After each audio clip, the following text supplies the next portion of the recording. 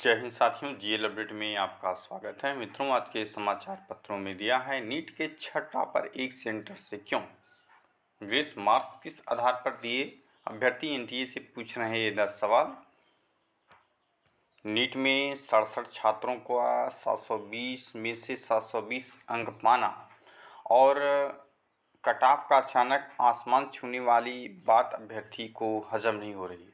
NTA की सफाई उन्हें तार्किक नहीं लग रही है। बहुत से नीट अभ्यर्थियों का आरोप है कि नीट का पेपर लीक होने की वजह से रैंक और नंबर को बुरी तरह प्रभावित किया।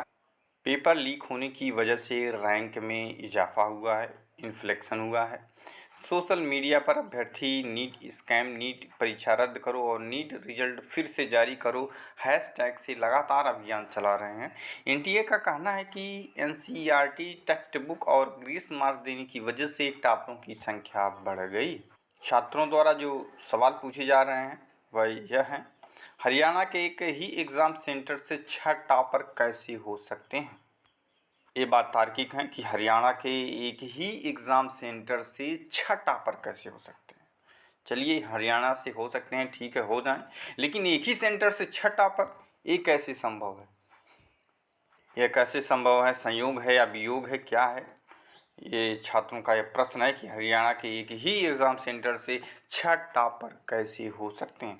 बहुत से स्टूडेंट्स का कहना है कि एनटीए ने नीट टॉपरों की जो मेरिट लिस्ट जारी की है उसमें 8 स्टूडेंट्स के रोल नंबर एक ही सीरीज के हैं। सीरियल नंबर 62 से लेकर 69 के तक के 8 स्टूडेंट्स से 6 स्टूडेंट्स रैंक फर्स्ट पाने वाले टॉपर हैं। 8 में से 6 हरियाणा के बहादुरगढ़ स्थित एक ही एग्ज़ाम सेंटर के हैं। सोशल मीडिया पर अभ्यर्थी व एग्ज़ाम्स एक्सपर्ट ने इसे लेकर नीट की पारदर्शिता पर संदेह जताया है। 8 से 7 स्टूडेंट्स का सरनेम लिस्ट में क्यों नहीं लिखा है? इन स्टूडेंट्स की नीट रोल नंबर, नाम, मार्क्स और रैंक का हाईलाइट करने वाला स्नैपशॉट सोशल मीडिया पर काफ़ी वायरल भी हो रहा है। इन 8 में से 6 स्टूडेंट्स को 720 से 720 अंक मिले हैं, अन्य 2 को 718 से 719 अंक। एनटीए ने इस पर सफाई में कहा है कि हरियाणा के एग्ज़ाम सेंटर पर स्टूडेंट का समय बर्बाद हुआ था, इसके चलते उन्हें मुआवजे के तौर पर ग्रेस मार्क्स दिए गए। वहीं कोचिंग संचालकों, पेरेंट्स और छात्रों द्वारा जो है पूछा जा रहा है कि एनटीए बताए कितने स्टूडेंट्स को ग्रेस मार्क्स मिले हैं, किसे कितने कितने मार्क्स दिए गए हैं। बिना ग्रेस मार्क्स के भी नीट की ओरिजिनल मेरिट लिस्ट जारी होनी चाहिए। और वहीं अगला प्रश्न है छात्रों का कि ग्रेस मार्क्स को लेकर एनटीए ने नोटिफिकेशन में कोई जानकारी नहीं दी थी, फिर अचानक रिजल्ट में इस पॉलिसी को क्यों, किस आधार पर लागू किया गया? जो भी एक्टिविटीज़ होनी चाहिए वो नोटिफिकेशन के आधार पर होनी चाहिए और नोटिफिकेशन में ऐसी कोई सूचना नहीं दी गई है जिसको लेकर के पॉलिसी लागू किया गया है, जिसको लेकर छात्रों में आक्रोश है। वहीं जो है किन सेंटरों पर टाइम लॉस हुआ है और किस आधार पर इन्हें ग्रेस मार्क्स दिए गए हैं।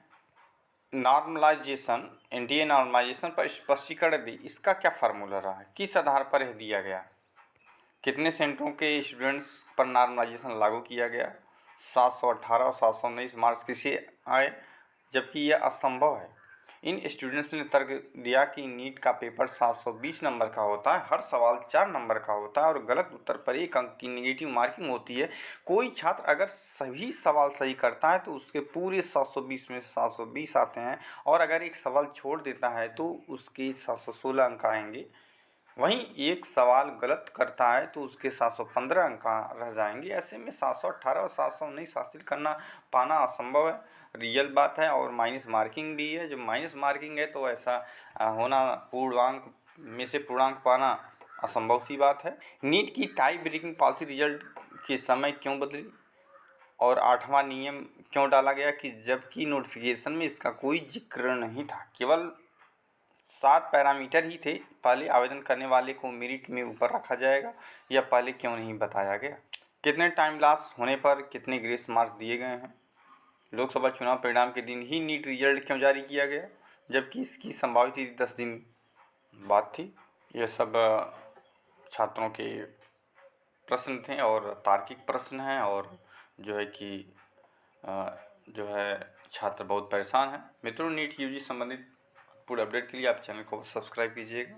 Thanks for watching. जय हिंद।